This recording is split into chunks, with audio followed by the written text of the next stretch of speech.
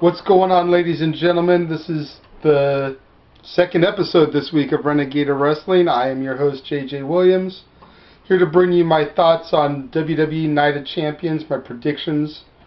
Now, you're used to in the past of a Dad's on Wrestling episode, me, Jeff, whatever, but the idea was originally kicked around the studio that, we do a little round table where we could all talk about it on the same show, but we realized one important problem.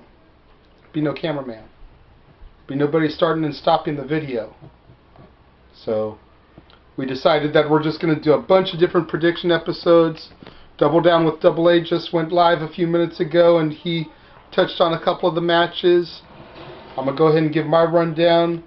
RSI, Ringside Insanity, Episode 2 should be up a little bit later tonight with Jeff and Jade's thoughts. And then, of course, Statboy will give you a rant on his thoughts about Night of Champions either later tonight or early tomorrow morning. First match I'm going to address is the Intercontinental title, Cody Rhodes versus Ted DiBiase.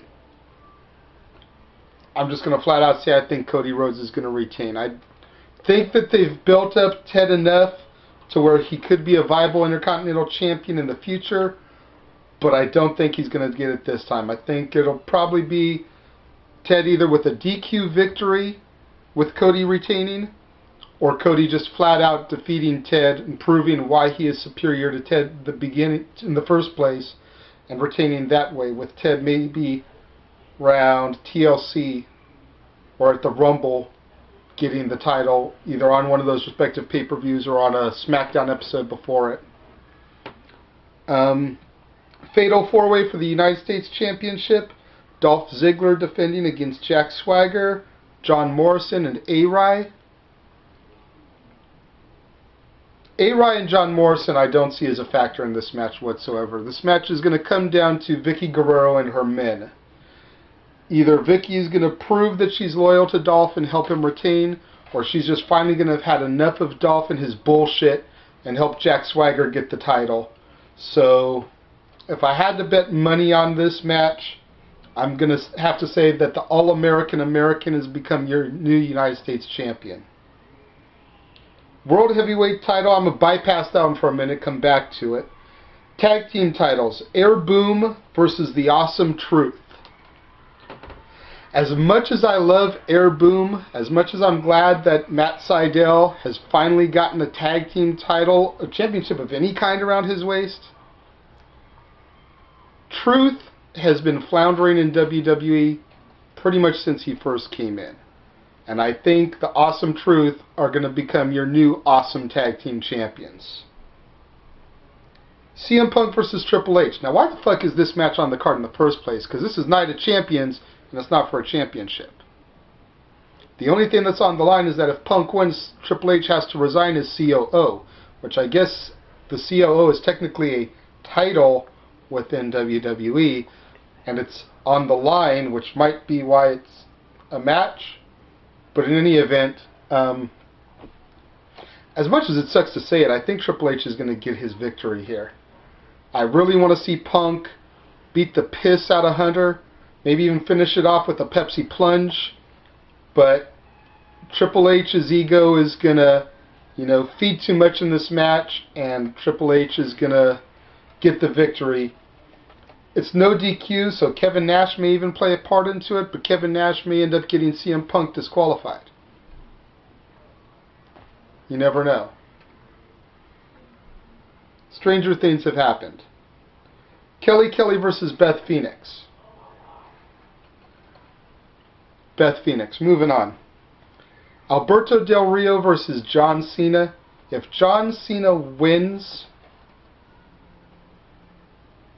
I don't know what I'm going to do. I've made so many threats about if John Cena wins before. Everybody in my house is over the C Nation.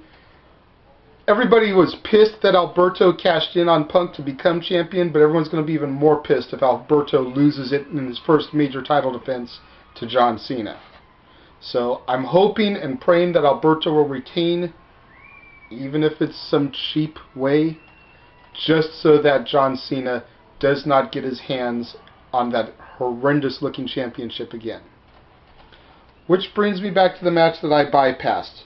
World Heavyweight Championship, Randy Orton versus the world's strongest man, Mark Henry. I got a little bit that I got to say about this match. And what it all comes down to is this. If Randy Orton defeats Mark Henry, the entire push over the last 4 months or so of Mark Henry will be wasted. From annihilating the Big Show and Kane within the same week, to defeating Sheamus at SummerSlam, 3 world champions right there. Defeated Christian, I believe, a few weeks back. Could be wrong. But he has just been plowing through his competition, leaving them lying, most often than not even able to get back behind the curtain on their own.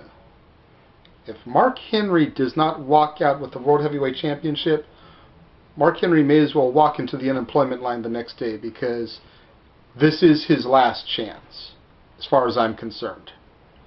And I'm actually pulling for Mark Henry. As big of a Randy Orton fan as I am picking Mark Henry to win this, because Mark Henry has had this long overdue for quite a while. Quite a while. I'm starting to get tired of the Super Viper. There just needs to be another change. There needs to be another change, and I would like to see that change come, believe it or not, with Mark Henry. That's the Renegade of Wrestling's predictions. Like I said, be on the lookout for Episode 2 of Ringside Insanity and Episode 6 of Stat Boy Rants. That should both be coming either later tonight or first thing tomorrow morning with their picks, and I'll see you next week.